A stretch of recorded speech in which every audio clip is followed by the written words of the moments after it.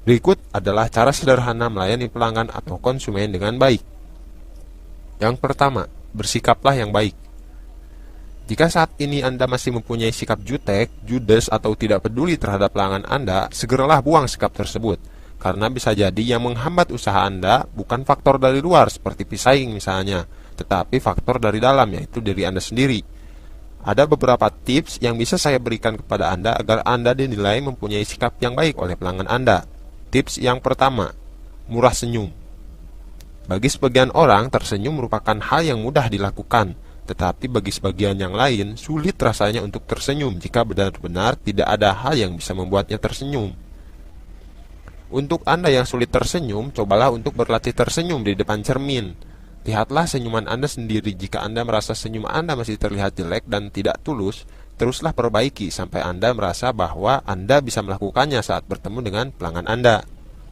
Meskipun hal ini terlihat konyol, tetapi berlatih untuk tersenyum akan membantu Anda menjadi pribadi yang menyenangkan. Tips yang kedua dari poin bersikap yang baik, yaitu ramah. Ketika Anda melihat ada pelanggan yang datang, segera hampiri dan sambut dia dengan sapaan dan senyuman. Dengan begitu, pelanggan Anda tersebut akan merasa diperlakukan dengan baik oleh Anda.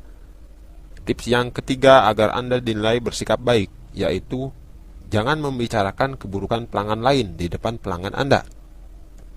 Ada kalanya si pelanggan mengajak ngobrol atau berbincang-bincang dengan Anda. Dalam berbincang-bincang dengan pelanggan Anda, jangan sampai Anda menceritakan kesalahan atau keburukan pelanggan lain, apapun alasannya. Simpanlah sebagai rahasia Anda dan perusahaan Anda. Karena jika si pelanggan A misalnya mendengarkan Anda membicarakan kesalahan atau keburukan si pelanggan B, maka si pelanggan A tersebut akan merasa tidak nyaman dengan Anda. Karena jika sedikit saja berbuat kesalahan kepada Anda, dia akan bernasib sama seperti si pelanggan B yang Anda bicarakan kesalahan dan keburukannya kepada pelanggan lain. Jadi intinya dari poin ini adalah jagalah perkataan Anda. Tips yang berikutnya yaitu tetap sabar menghadapi pelanggan yang cerewet atau yang menyusahkan. Sifat seorang pelanggan itu berbeda-beda, ada yang ramah, ada yang jutek, dan lain sebagainya. Jika Anda menemui pelanggan yang menyusahkan Anda, tetaplah bersabar. Misalnya Anda menemui pelanggan yang bertanya ini itu tentang produk Anda.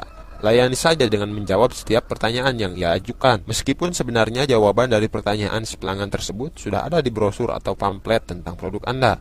Dan jangan marah seandainya si pelanggan tersebut hanya bertanya saja dan tidak jadi membeli produk Anda saat itu.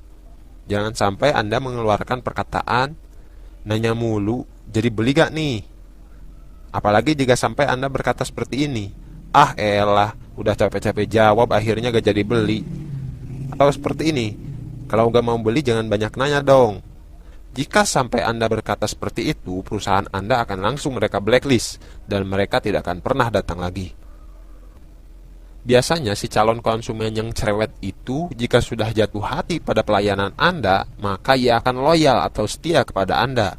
Dan kelebihan lainnya dari si pelanggan yang cerewet itu adalah ketika ia merasa puas dengan pelayanan Anda, ia akan cerewet pula kepada orang lain dan menceritakan tentang pengalamannya dalam berbisnis dengan Anda.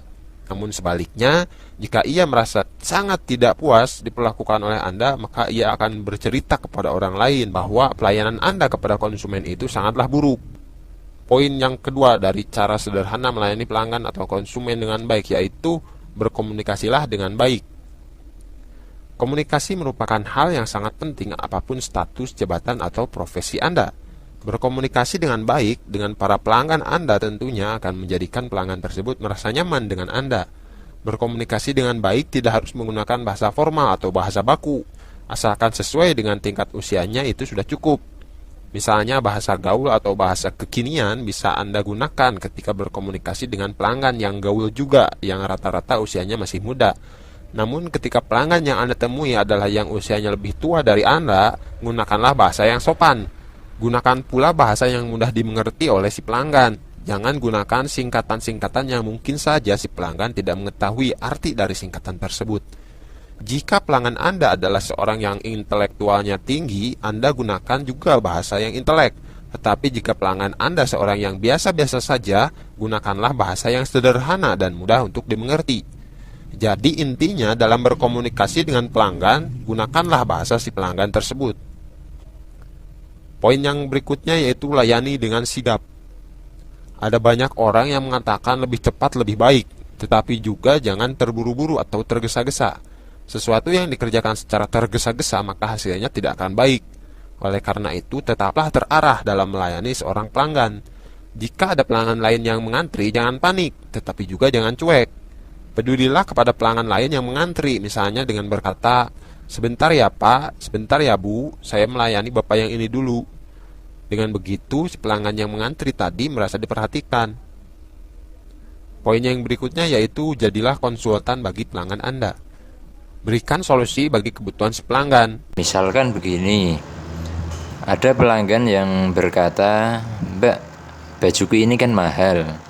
Apakah jika saya cucikan di sini bisa benar-benar aman?" Maka berikanlah jawaban yang baik untuk pelanggan tersebut, diberikan informasi yang benar. "Mohon maaf Ibu, saran saya jika pakaian yang bagus atau mahal lebih baik ikut tarif yang satuan aja. Karena sistem pengerjaan satuan tidak dicampur dengan pakaian yang lain, jadi lebih terjamin keamanannya." Ataupun ada pelanggan yang curhat, "Mbak, baju saya kemarin kayaknya ada yang kurang, bisa tolong dicarikan?" "Baik Bu, kami akan cek proses pengerjaannya, mohon ditunggu 2 kali 24 jam, kami akan memberikan kabar selanjutnya. Maaf untuk pakaian yang ditanyakan, ikut laundry yang tanggal berapa ya?" Itu dan kamu catat dan dilaporkan ke teman yang bersangkutan. Kamu cek di notanya, yang mengerjakan siapa saja, ditanyain dulu. Misal belum terpecahkan, baru kita cek ke CCTV. Misal juga ada konsumen yang beli parfum, pengen tahu aroma parfum yang enak, aroma apa Mbak? Kebetulan yang saya jual itu udah aroma yang pilihan, semuanya banyak orang yang suka. Jadi tinggal kamu mengarahkan ke konsumen barang yang stoknya sih banyak. Jadi arahkan ke situ, ya sama-sama laku gitu kan. Tidak ada unsur kebohongan karena memang parfum yang saya jual sudah aroma pilihan, semuanya wangi. Jadi mau kamu pilihkan yang mana saja, tidak ada salahnya. Alangkah baiknya arahkan ke stok parfum yang masih banyak. Poin yang terakhir adalah jujur. Jujur adalah sesuatu yang amat sangat mahal. Anda tahu kenapa Nabi Muhammad SAW diberi gelar Al-Amin meskipun beliau belum diangkat menjadi Rasul? Karena beliau itu terpercaya dan jujur. Dan karena kejujurannya itulah beliau banyak dipercaya para investor, termasuk Siti Khadijah yang akhirnya menjadi istrinya. Beliau bahkan menasihati pedagang buah di pasar yang berbuat curang. Buah yang bagus disimpan di atas, sedangkan buah yang buruk ditutup-tutupi. Seharusnya buah yang bagus dan buah yang buruk tampilkan saja semuanya, namun beri harga yang berbeda, karena kualitasnya juga berbeda, jangan dicampur-campur. Begitu juga dengan produk lain. Jika kita menjual sebuah produk, beritahukan kepada calon pelanggan atau calon konsumen tentang keunggulan dan kekurangan dari produk kita. Jangan hanya memberitahukan tentang keunggulannya saja. Saya pernah tertipu oleh pedagang yang tidak jujur. Ketika saya singgah di sebuah kios buah-buahan, saya bertanya pada si pedagang apakah buah rambutan yang dijualnya itu manis-manis, dan dijawabnya dijamin manis-manis. Sampai-sampai saya disuruh mencicipi dulu, dan ternyata memang manis. Kemudian saya membelinya sebanyak 2 kg untuk dibawa pulang.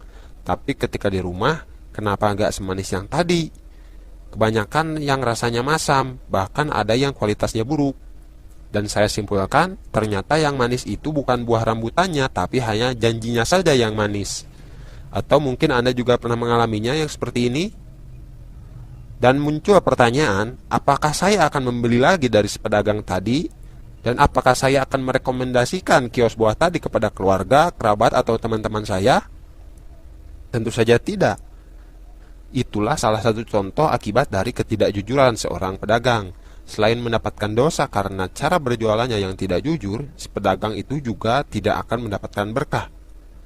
Itulah sedikit pembahasan mengenai cara sederhana melayani pelanggan atau konsumen dengan baik. Jika disimpulkan, maka seperti ini. Yang pertama yaitu bersikaplah yang baik. Yang kedua yaitu berkomunikasilah dengan baik. Yang ketiga, layani dengan sigap. Yang keempat, jadilah konsultan bagi pelanggan Anda. Dan yang terakhir, jujur. Intinya adalah, jika Anda ingin mengetahui cara melayani pelanggan yang baik, posisikanlah diri Anda sebagai pelanggan Anda. Dengan begitu Anda akan tahu apa yang diinginkan oleh si pelanggan.